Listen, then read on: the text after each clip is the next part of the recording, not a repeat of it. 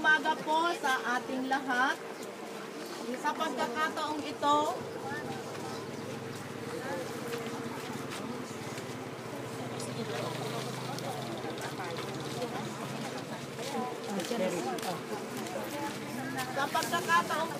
ipagdiwang natin ang buhay ni kapatid na Teresita Tabilangon. Ang Diyos ay Espiritu at ang sumasamba sa Kanya ay kailangan sambahin siya sa Espiritu at katotohanan. Amen. Bilang pagdiriwang, awitin po natin ang himno bilang 14. This is my Father's world.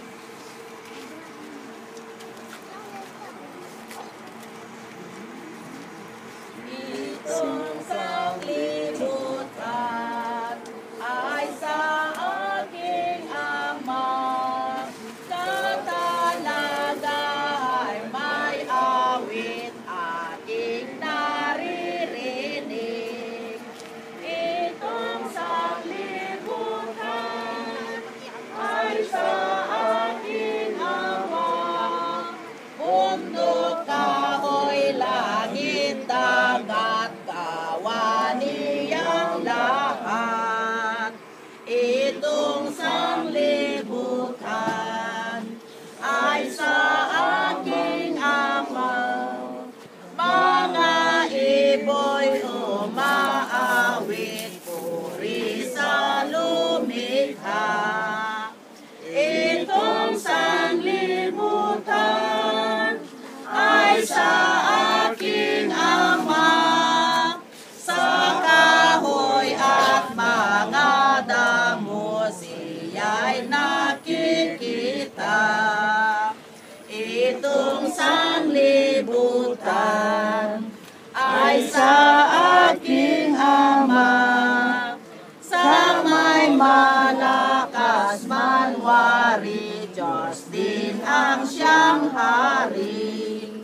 Itong sanglibutan ay sa aking Ama, lupa't langit na gawa niya, magiging iisa. Amen.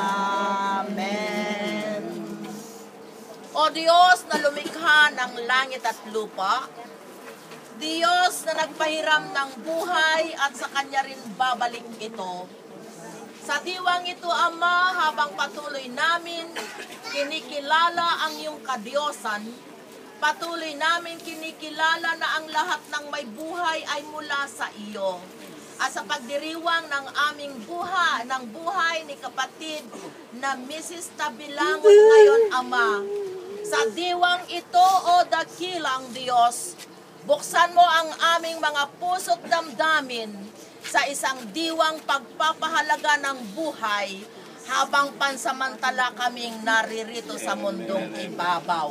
Kaya hayaan mo, Ama, na ang iyong mga pangungusap ngayon na bibitawan ng iyong lingkod, maging pagkain nawa ito ng aming buhay espiritual upang maging kalasag namin habang kami ay naririto. Ang hiling ko sa iyo ngayon, dakilang Diyos, buksan mo ang mata ng aming pananampalataya at ang pandinig ng aming pananampalataya.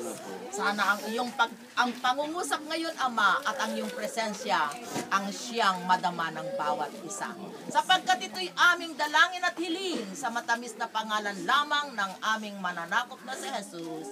Amen. Ngayon sa sandaling ito, nais kong magbasa ng isang talata sa banal na kasulatan na binanggit ng ating Panginoong Jesucristo na matatagpuan sa Ebanghelyo ni Juan, kabanatang 14, mula sa talatang 1, ay ganito ang sinasabi: huwag magulumihanan ang inyong mga puso.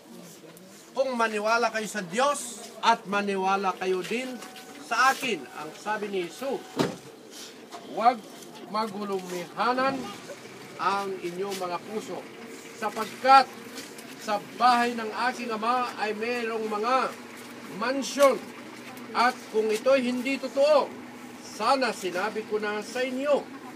Ngunit ako ay pupunta doon, mauna ako sa inyo upang ipaghanda ko kayo ang matitirhan. At pagkatapos ay babalik ako upang kunin ko kayo sa akin. Upang kung saan ako naroon, doon din kayo paroroon. Nagtanong si Tomas at ang sabi, paano namin malaman? Yung sinasabi mo na yan, na bahay ng Ama, yung mansion na kung saan ka pupunta at kung saan mo kami dadalhin upang kung saan ka naroon, doon din kami paroroon. Ang sabi ni Jesus kay Tomas, ako ang daan at ang katotohanan at ang buhay. Walang makakarating sa Ama o sa bahay ng Ama, kundi sa pamagitan ko. Mga minamahal, sa umagang ito,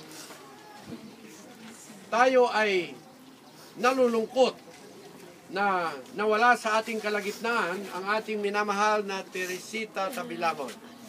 Ang malungkot kapag mawala ang isang mahal natin sa buhay ay natural sa atin. Ang hindi nalulungkot ay abnormal yun. Normal ang malungkot. Pero sa kabila ng kalungkutan na dumarating sa buhay ng tao, sa anumang kadahilanan, kasama ang problema, kasama ang karamdaman, kasama ang kamatayan na alam natin. Ang sabi ng ating Panginoong Hesus, huwag magulumihanan ang inyong mga puso. Eko sukat pabalisa, nga na ning ginutam ni Kristo. Ngayon, sabi nga, pwede bang hindi mabalisa? Pwede bang hindi maglungkot? Pwede bang hindi magulumihanan? Kung ang iyong minamahal sa buhay ay mawala, hindi ba tayo ay dapat magulumihanan? Hindi ba tayo dapat mabalisa? Natural lamang yun. Pero, hindi na ba bago ang salita ng ating Panginoong Hesus sa kabila ng anumang kadahilanan na naging dahilan sa ating pagkagulumihanan? Nananatili ang kaaliwan na salita ng ating Panginoong Hesus ng kanyang sabihin, huwag magulumihanan ang inyong mga puso. Kusukat pabalisa, nanumaning milyari, tamo sukat pabalisa. Bakit? Nanong upaya ng ginuta ni Kristo para sa biyana kay katamu, king eta na sukat pabalisa, nanumaning milyari kay katamong biye. Mumuna, ana, uling king balening kakong iba ating dakal mansion. King alwang saling na ating dakal tuknangan. Kasi, kapatid, inituknangan tamo kay tiking yato, ining kay katamong katawan. Ining katawan tamo inituknangan niya ini. Habang ati tamo kiniking yato, kaya tamo makatuknang. Pero datang yung panahon, uling intuknangan tamo kay tiking yato, makotamongan keti. Ing kay katamong tuknangan a permanente. Ing kay katamong tuknangan na alanganga. Yapining sasabihan ng Jesus, dakal tuknangan akayang sidya at sa sadya para karing sasalpantaya. Kaya sasalpantaya, lakabilang ka dito. Nung kapasinal pantaya, kakayabe king mansion, king balening ipa.